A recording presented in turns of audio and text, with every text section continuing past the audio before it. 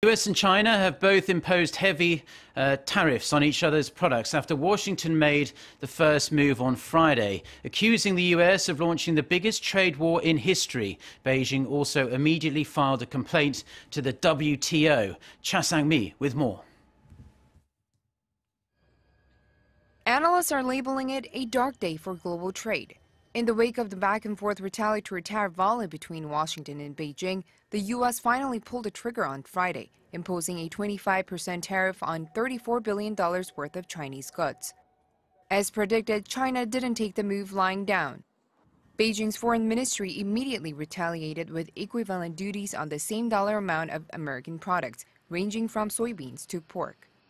In China's Commerce Ministry said it has filed a second complaint to the World Trade Organization over Washington's move. The measure comes after President Trump repeatedly decried the U.S. trade deficit with China and accused Beijing of violating U.S. intellectual property rights. Yet this is just the first in a series of duties President Trump has vowed to slap on China. His administration plans to impose another round of tariffs on $16 billion worth of Chinese goods in the next 2 weeks. Amid fears of being caught in the crossfire, the European Union on Thursday backed measures to curb steel imports as there are concerns cheap steel could flood the European market otherwise. The EU's Executive Commission said Friday that, quote, recent import statistics show trade diversion of steel products into the EU as a result of the additional 25% tariff on steel imposed by the U.S. The Commission proposed a quota and a tariff rate to limit imported steel.